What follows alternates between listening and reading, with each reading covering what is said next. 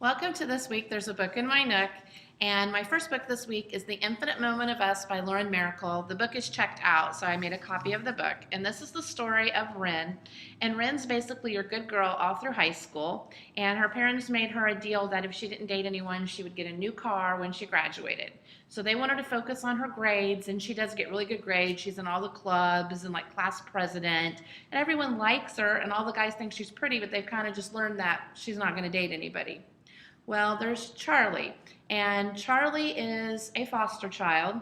He has come into a house now. He's been there for a couple years. He gets along really well with the mother and father, and he has always watched Ren and thought how classy she was, and he always says she's not like the other girls. She is her own, and she just is so, he thinks she's really special. Well, he decides since they're getting ready to graduate that he's going to approach her and ask her out. Well, of course, everyone thinks this was a crazy idea, that she's never dated anyone. She's considered kind of above, social standings, above basically Does Charlie. she act that way, though? She does not, no, but that's just what people perceive her as because her family has money and the way she dresses and, that she's Little Miss Perfect, whatever. Well, she hadn't really, she had saw him and thought he was cute, but she hadn't really thought about dating him until he kind of presents himself, and then she kind of opens up to the idea and thinks... Presents himself? Kind of makes her notice him. He starts talking to her, and they're one time in a parking lot, and he waves at her across the parking lot, and she's like, is he waving at me? What's going on? So he kind of like opens her eyes to him, I guess you would say. And they start dating, and she falls head over heels, totally in love with him. And now she's got the fact that she's been accepted to go to Brazil at the end of this summer. So she's not for sure what she should do. She also feels that Charlie has a foster brother who is not his biological brother, but he considers him to be, and he is handicapped. And Charlie will do anything for him. So anytime something happens, he will drop everything for this foster brother. And as much as Ren hates to admit it, there's times she's a little jealous. And then there's also another girl in the moment that, let me see if I can remember what her name is. I don't think it tells her. In the moment? What are you talking about, in the moment? I meant going on during this. Oh. That's what I meant by that. That she is also a foster kid and kind of grew up with Charlie, and they kind of had a relationship. Well, she is trouble, bad news. And Charlie and her haven't been seeing each other for quite a while, but she always thought in the back of her head, this girl did, that Charlie would never move on without her. And they how do I say it? She was his first. So she thinks that means that, he's her property, whatever. And she hates Ren because she feels like, I can't compete with that. So it's basically a very good love story about growing up, becoming who you are. Ren has to tell her parents that she's not going to college, that she's going in this mission program. It does not go well. Her parents are she's an only child, and they are very straight, narrow-minded people of you follow this specific thing. Now, did you say she's a foster? No, she's not. Oh, okay. Ren isn't, no. Okay. But Charlie is, and then the girl that he had seen. So it's about their story, and you'll have to read it to see whether or not she goes on the mission, she goes to the college, she stays with Charlie, what happens. But it's a really, really good love story, and I felt like there was definitely a lot of chemistry and connection between the characters. I will say that I recommend this for older teens. There is a lot of sexual innuendos and sexual content. They're out of high school, so, it's not like they're little kids. So I would recommend this for older teens. So even adults, I think it's definitely one that adults could relate to. So, and if you like this one, there's a couple others. The Distance Between Us, I've talked about this one before in the past. It's by Casey West. It's also a love story, also good girl, kind of... Are you looking at the picture? Is it two girls? No, it's a girl and a boy. Oh, okay. It's a girl, and she's kind of it's the opposite. She doesn't have money. He does. She feels like he's slumming it. He does not feel that way at all. That sort of approach. It's good too. I really enjoyed it. There has been some. Did you read it? Yeah, I read this one a while back and did a review on it. I've read several things by Casey West, and it's a good one. Good summer reading. If you like good summer romance. I'm going to move this down just a little bit. I feel like we're getting a lot of the... And then there's another one called The Promise of Amazing. I have not read this one. This is by Robin Constantine. And actually the girl's name is Ren also, which I thought was kind of unusual. It's not a name you hear that much, and it's also a romance. And this is where the girl Rin, basically, she's kind of a social misfit. She's quiet. She's not popular, and he's like the king of the lacrosse team. He's Mr. Popular, and they end up having a run-in and start a relationship. And it's, once again, I mean, they're all kind of about two people that are from different walks of life coming together and falling in love. So I have not read this one, though, but I thought it looked good and kind of went with our theme of summer romance for the week. So those are my recommendations for this week. So you're saying they all take place in the summertime? No, I said reading. I think, a lot of times you want a good summer, not really there in the summer, but you're in the summer. A lot of people, like by the beach or by the pool, a nice good romance. And then, I mean, when I think, I don't know about you, but when I think of being a teen in summertime, that is a lot of times where you meet somebody or have a boyfriend, or there's, I don't know, it just seems like there's more romance in the summer. Maybe because you're not in school and you have more time to, hang out or whatever. But when I was growing up, it just seemed like summer romances were just special. I don't know. It was just different than meeting someone during the school year or whatever. I think those were just some of the more memorable romances for a lot of people I know. Maybe your first love a lot of times in the summer, or a summer fling. Haven't you ever heard that expression? Yeah. Yeah, I think you don't agree. I just don't know. I think in the summer you have less opportunity to meet people.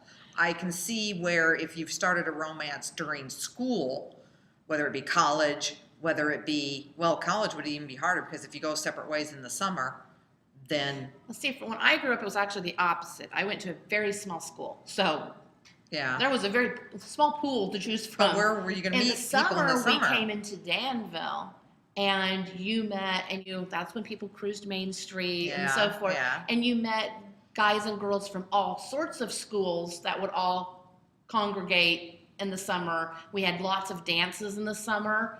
There was lots of dance places in Danville for teens when I was growing up. Well, that's changed. Yeah, there was Harrison Park used to have once a month summer dances for teens. There used to be the Lamplighter had a teen dance every Sunday. Palmer Civic Center used to have teen dances once a month in the summer. Really? Big, huge ones. Well, that was way before my time here in Danville. Way before you were in Danville, right? Yeah. Thank goodness. And so there was a lot. There was Jubilations, which was the summer. I do well, remember not just that. summer. It was all year. But there was a lot more things that they threw. Then you had, growing up, big thing for when I was growing up around here was the fairs. Right. You had the Georgetown Fair, Vermilion County Fair. You hung out at the fair. So there was, I think, more, if you came from a small school, there was more chance to actually meet somebody, because in the winter, you weren't, especially with bad roads and whatever, and you're, not driving as much because you had, after school, you didn't meet as many kids as you did in the summer. I always found it to be the opposite. I always found it was, what do I want to say, more conflict in the summer, because I think maybe you're spending too much time together.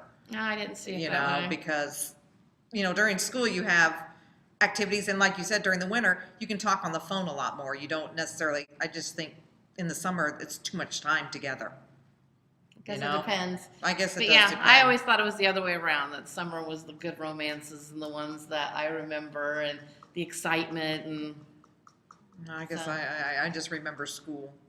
I because of the dances at school, and walking to classes, and in between classes and lunch, and I guess getting off school and all that. In the summer, I think I wanted to hang out more with my girlfriends than I did. There was that too. It was both. I mean, but I don't know. Okay, so what are you going to talk about first? We're a little far behind here. I got in the children's department.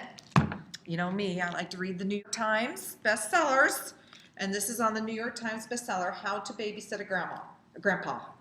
We do not have this at our library, but it is in the system and it can be requested.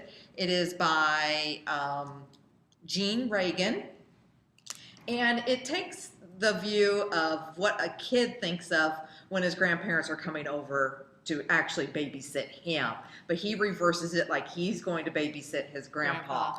And it's very cute. I think the cutest part of it is when they talk about the snacks to fix for grandpa and how to take him on a walk. But when it's time for nap time, which is really supposed to be the nap time for the little kid, he tells us grandpa's going to take a nap. And he's feeling kind of tired himself, but he says, a good babysitter never falls asleep when they're babysitting. And so he has to stay awake while his grandpa takes a nap. It is just so, so cute. And then when the parents finally come home, his last thing to his grandpa is, when can I babysit you again? It's just Aw. so cute.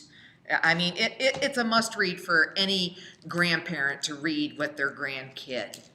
And then in the juvenile department, another book that's been off and on, the New York Times bestseller is Counting by Sevens, which is by Holly Goldberg Sloan. This is a very unusual book. I had heard it was unusual. It's very unusual. It's the picture on the front's unusual. Yes. And I think the picture on the front, when you first see it, you think, what on earth is this book about? Mm-hmm. But once you read about the character, it's a perfect illustration of the character, the main character inside the book, which is a girl named Willow Chance. She's a 12-year-old. She's a genius. I mean, she's off the charts genius. And she's adopted by a family. I mean, she is such a genius that when it comes to the state standardized tests that you take in school, she aces it. I mean, now, I think I remember. Now, her parents were killed in a car accident. yes. At the beginning of the book, isn't it? Well, yeah. When she takes the standard test and she aces it, she doesn't get one question wrong. They put her into counseling because they think she cheated. So she has to go see a counselor because they say, if she's cheating, there's something psychological going on that she needs to cheat on a standard state test. I mean, what's up with that? Yeah, you don't get graded. So. Yeah. So why would she do that? But before she goes to the counselor, she's just a very unique child. She believes she's really into gardening and she's really into starting life from cuttings of plants. And in her backyard, she has this like jungle sort of thing, and she just likes living things. She just any kind of plants because she feels that she can relate to them because she kind of looks at herself as, since she was adopted, as being transplanted. She's has a new beginning because she's been adopted and all that. Well, like I said, she has to go into counseling because they feel like she cheated. Well, while she's in counseling, she meets these two other people that have an appointment ahead of her, and they're Vietnamese. Is that the right word to say that? Is that how you say it? Vietnamese. Okay, whatever. Something like that. They're from Vietnam. There we go. And while she's in counseling, like Marcy said, her parents have a traffic accident and they die. And like I said, when she was in counseling and met these two other people that were from Vietnam, she is into this when she meets new people or she finds something out about people, then she goes and researches it to the point that she can relate with them. So when she knew that these people were from Vietnam, in 7 days she learned the Vietnamese language. The whole language? The whole language. And could talk to them. That's crazy. And she had known like 7 languages before that. Wow. And so her parents get into an accident and they die. And now she's like, here I am adopted. My adopted family has now died. Where am I going to go? Now I'm a transplant again. Well, like I said, she befriended these two Vietnamese people. They decide to take her in. Now their mom runs a beauty salon where she does nails. And they live in a garage that they sleep on the floor of this garage because she just hardly has any money. And they take Willow in, but of course a caseworker comes and says that this is just going to be temporary. Well, some things happen with the counselor that in order for Willow to stay with this people from Vietnam, they can't be living in a garage because she has to have like a residence to live in. And so her counselor has an apartment. He's kind of befriended her. She also befriends a taxi driver because she was so smart that when she had to go to counseling, she was calling a taxi driver to come get her. She looked at his license to make sure that everything was correct with his license, that it was up to date, if he knew everything about the taxi cab. She's only 12 years old. And so that's what I mean. Anytime she meets somebody new, she has to research everything. And of course, her favorite color is red because red is lucky. And in Vietnam, along with Chinese people, I think believe that red is a lucky color too. In fact, when they get married, I think they wear red. Is their somebody. Yeah. Mm-hmm. Anyway, so they need a place to live. Well, this counselor lives in an apartment, so they kind of like shove him out, and they are now going to move in with this Vietnam family and Willow, and they're going to move into this guy's apartment. And then one day, after about a month, Now, Willow has given up everything. After her parents died, she didn't want to garden anymore. She didn't want to learn anything. She just existed. And when things, what do I want to say? How do I explain this? When Willow doesn't understand what's going on, she becomes like a statue. She doesn't talk. She doesn't move. Freezes. She just freezes because she can't process, because she's such high intelligence that her brain cannot process change very well. That's why she always has to study everything. That's why she has to learn everything so that she can adapt. Well, she doesn't know how to adapt now that her parents are gone and that her whole life has been turned upside down.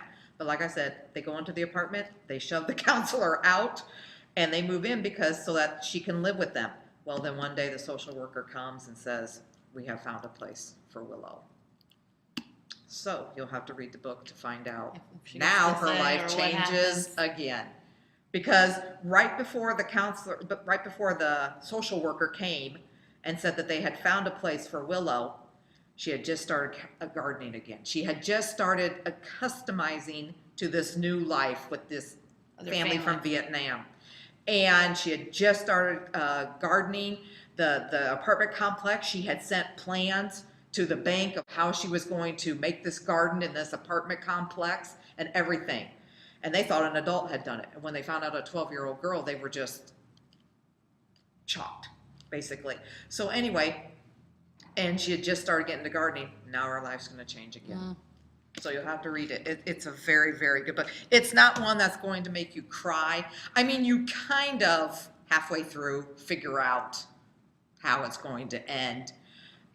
It's just the journey of getting to that end, right. I think, is the good part of the book. Okay, my next one is Tiger Eyes by Judy Blume.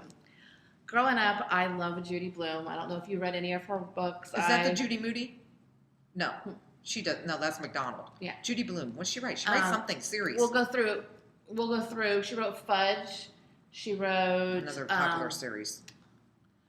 She's written a ton of books. But anyway, when I was growing up, it was, once again, we're talking about summer, and that's what first thing I thought of was going to the library, starting when I was in maybe 5th or 6th grade, and checking out Judy Blume books. Is this from our library? Yes. What made you go down to a juvenile? Because it's not really a juvenile. I do not categorize Tiger Eyes as a juvenile. Well, I mean, what even made you think of it? Did you research this and said? No, this was one I knew when like I said, when I started thinking about summer and these books that I had read, I thought, what's a summer book I can think of? And I instantly thought of Judy Blume. Because when I was growing up, like I said, I would go to the library in the summer, I would ride my bike there, and I remember a couple summers reading nothing but Judy Blume books. Oh, okay. Well, this was one of my favorite ones, and this was one that actually is an older girl. She's 15, almost 16 years old, so should be young adult. I really believe this book should be young adult. So, and this is her story. And this is about, her name is Davis, but everyone calls her Davy. They live in New Jersey, and her parents run a convenience store. It's a 7-Eleven actually in Atlantic City, and they live above it. Well, one night, she's out on a date with her boyfriend who also works at the 7-Eleven, and a robber comes in and shoots and kills her father. Oh my gosh. The family is devastated. They were extremely close, and he had no life insurance and no savings. They were basically living paycheck to paycheck, and her mom has no idea what to do. So her dad's sister and her husband never had children. They come from New Mexico and say, why don't you come stay with us for a while you guys get on your feet and your mom has time to deal with all of this. So it's supposed to be for 2 weeks. So she doesn't want to go back to school. She's having a really hard time dealing with her dad's death. They were close. She's like, that sounds good. They all go to New Mexico to, I think it's New Mexico, not just Mexico. Now that I think, yeah, it's New Mexico. I'm right. I thought so. And they go there, and they have her aunt and uncle have money, and they, like I said, they always wanted kids, couldn't have kids, so they're really good to her and her brother. Now, the uncle has some really ideas, though. Now, is this an uncle, like this is her mom and dad's brother or sister? It's her dad's sister. and her husband. Oh, okay. So their uncle isn't really family. No, but Just they by take care marriage. of everyone, pay Okay. for everything. Her mom has a complete mental breakdown to the point where she's on medication, she's sleeping all day, crying constantly. This was her high school sweetheart. They had always been together. And he was only 33 when he was 33 or 34 when he was shot and killed. So it's a big adjustment. Well, her name is it's not Tiger Eyes. I guess her name is Davis, but she goes to this canyon hiking. She wants to get away from everybody, so she starts hiking, and she meets this boy, and he tells her his name is Wolf, that's what everyone calls him. So she tells him then my name's Tiger. And he says, well, that kind of makes sense because your eyes remind me of tiger eyes, so that's where you get the title. And he's going through, his dad is dying. Now, he's several years older than her, but they have that bond where her dad just died, his dad is dying. They have that grief that they feel like nobody else can understand, like they're lost, so they instantly bond. Well, she ends up staying longer than 2 weeks. Her mom says, we're staying indefinitely, and we're going to live here with them. She's not happy. She left her boyfriend and her friends at home, but she goes to the new school, she makes some new friends, and she decides to be a candy striper. Well, she becomes extremely close with a guy in the ward who's dying of cancer. And she every day she comes in, she spends time with them. Well, she finds out later on in the book that that's actually Wolf's dad. Just a coincidence. But she never sees Wolf up there? Oh, yeah. Yeah, the reason she has his name at the hospital is that he works at a lab. He's like super smart, which she didn't know. And he's working at the age of 15, 16? She's 15, 16. He's 19. Oh, he's 19. Okay. And you gotta realize this takes place also in the 1970s. And then it wasn't, I don't think it was such a big deal for someone to date someone a couple years older. Right. They frown more on it now, I think, than they did then. But anyway, so yes, and he's getting ready to go to college. His dad also has big hopes for him before he dies, that he wants him to go and be a scientist. Because there's a big nuclear reactor plant there in Mexico, and that's where her uncle works, and that's where Mexico or New Mexico? New Mexico. Okay. And that's where Wolf's dad Okay. had worked. So that's why she doesn't run into him. She's a candy striper in the evenings, and he works in the evenings. So she's only been running into him when they're hiking after school. So anyway, so it's kind of about, she has got to learn how to deal with the grief of her father on her own, because her mom basically isn't going to help her. And she also has a little brother who's only like, you want to say 7, and he has totally seemed to move, she thinks, a little bit too effortlessly into the aunt and uncle almost being like his parents. So she feels like maybe he's not grieving enough. And it's just the way he's a kid. It's the way he's dealing with it. So that's what it's about. It's about the grief and about what happens. So I'm not going to tell you if she ends up with Wolf or what happens at the very end. But anyone dealing with grief, I think this would be a great book. I just think it's a good coming of age. I just really enjoyed it. I mean, it really explains how people feel and so forth. And how basically when something bad happens, I don't know if you've ever had something really bad happen where you feel like the rest of the world shouldn't keep moving. You feel like, how I can't keep moving. I feel like I'm standing still. Right. How is everybody else rotating? And I think that's kind of how she feels. Right. So other Judy Blume books. This is Are You There, God? It's Me, Margaret. Did you ever read this? No. Growing up, I don't know a girl my age at the time that Never didn't even heard read of it. Judy Blume until I started working here. Oh my gosh, I don't know how you, but I read a lot as a kid. You know, when you say summer romances, when I was in high school during the summer, I read, actually the summer romances, I read Harlequin romance books. That's what I read all summer. I read a little deeper, maybe. I know. Not saying I've never read those. Now in this one, this is in juvenile, and Margaret's like 12, and she's moved from New York City into the suburbs, and she's trying to fit in with her friends. But what they don't know is Margaret has all these secret conversations with God, and she believes that God listens to her, and she talks everything out with God.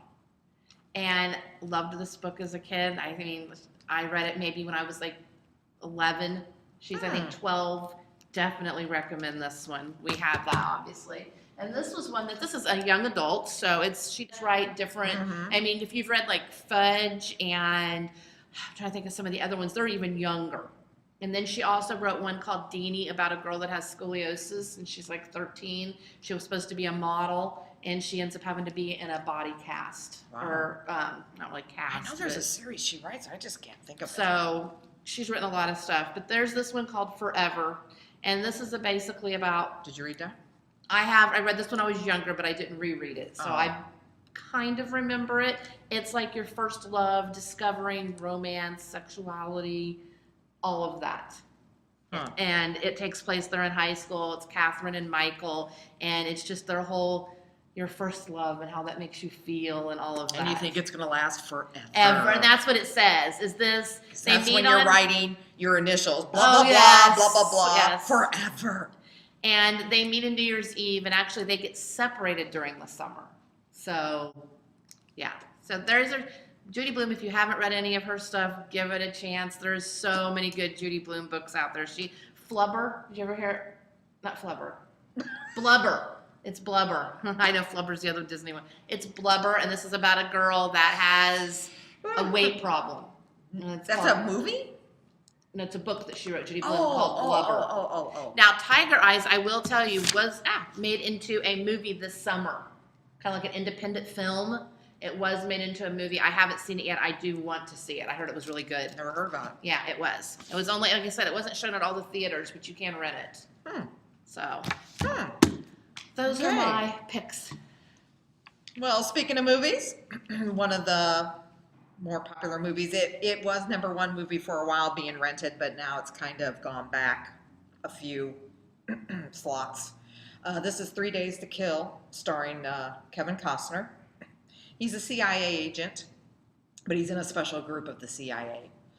And he is on a job, and the job has to be aborted because one of his coworkers is discovered before they can catch the bad guy. And so they must abort it. Well, Kevin Costner figures out that this guy, once he recognizes that it's a setup from the CIA, he plants a bomb in the hotel. Well, Kevin Costner is going to go in because he doesn't know that his coworker is dead yet, but he's going to go in and try to rescue her. As he's getting ready to go in the front door of the hotel, of course, the hotel blows up. And he is taken to the hospital. And before that happens, you hear Kevin Costner coughing a lot. And so you know there's something wrong. There's some kind of sickness that he has. Well, he obviously, when the bomb happens, something happens to his ear. And he has to go into the hospital, and you find out he's got terminal cancer. And he says, well, how much longer do I have to live? And the guy just says, basically, a month, if you're lucky. Mm-hmm. So, but before the movie progresses, you kind of know that Kevin Costner has a family, but you don't know where the family is. Well, once he gets this diagnosis, he flies to Paris. And that's where his family is. And the reason why he's kind of gotten broken up from his family, just for the fact that A, the wife did not want to be in danger all the time because of him working with the CIA. And 2, he did not want his family to be in danger. So they were married, but yet they lived apart for many, many years. Well, he has a young daughter. And at the time when he decided to break it off with the family, I want to say she was like maybe 5, 6, 7, somewhere around there. Now he's going back and she's 16. Okay. And she doesn't know him. I mean, Oh, yeah. she barely remembers him. Well, he tries to go reconnect with his family. But the CIA is not going to let him go. And they don't know he's dying. They don't know he's dying. They know that the job that he just had was aborted for some reason. But before the whole hotel scene, right at the beginning of the movie, you see the CIA talking to this lady that they've brought in because they don't think that Kevin Costner and the group of people that he's with are going to be able to do the job. So they're kind of bringing her in as an overseer. Well, when she finds out that Kevin Costner got to see the bad guy, because nobody's gotten to see him. Well, Kevin Costner saw him before the hotel blew up. So while he's in Paris, the CIA agent that you saw at the very beginning, the lady, comes to find him and is trying to drag him back in to complete the job that he was not able to complete before the hotel blew up. However, he has told his wife he's out of the CIA. He wants back with the family. And the wife says the only way you're going to make this work is if you have no dealings with the CIA. Well, like I said, this agent lady comes. She has an experimental drug that can extend his life if he comes back and finishes the job. You'll have to watch the movie to see what his choice is. It's a very, very, very good movie. Very good movie. And of course, we can't forget our music. We do not have this movie at our library, but it is in the system to be requested. To keep up with our music, of course, topping the pop and most listened to song on the radio, of course, is still Fancy. It's been there a long time. It has been, I think, 6 weeks now. It has been the top song. And then on your country, it is now Miranda Lambert featuring Carrie Underwood with Something Bad. And the name of the album is Platinum. We don't have Fancy either at our library. It is in the system and it can be requested. We don't have Platinum either, which is the name of the album featuring the song Something Bad, but it is in the system. There's only 5 and they're all checked out. Are either one available on Hoopla? I don't check Hoopla. I wondered because they have a lot of new stuff on there. Yeah, every time I have gone to look on Hoopla for something that I think should be on there, it's disappointed me every time. And I really don't mean to talk bad about Hoopla, but their selections just really don't keep up. They might with music because I heard that's what their main thing was music. Because at the time when I was really into that one song by Lorde, what's the name of that? Jeez. Royals. They had that on there. Yeah, I heard they had all the top music, so that's why I was asking. So I haven't checked. We'll have to check and see. Because I did check, well, I know they don't have Fancy. I know they don't have Hoopla Fancy. doesn't? Hoopla does not have Fancy. And I did check for Justin Timberlake when I was looking for that one love song that he had, and they didn't have it on there either. Okay. So maybe something has changed since then. I don't know. But you can check out Hoopla. I don't know. I haven't looked at it in a while, so I'm not But I'm definitely going to have to request the Miranda Lambert Platinum. Yes. I love that song. It's a great song. The video is good too. Yeah, I've seen the video. Have you? Mm-hmm. Yeah, where they're 2 like agents that are like working at thieves. a bank. And they steal money from the bank and then they're in a poker game and it's pretty good. It's very good. Yeah. Very good. Okay, well that's our picks this week. So enjoy your books, movie, and music, and we will see you next week.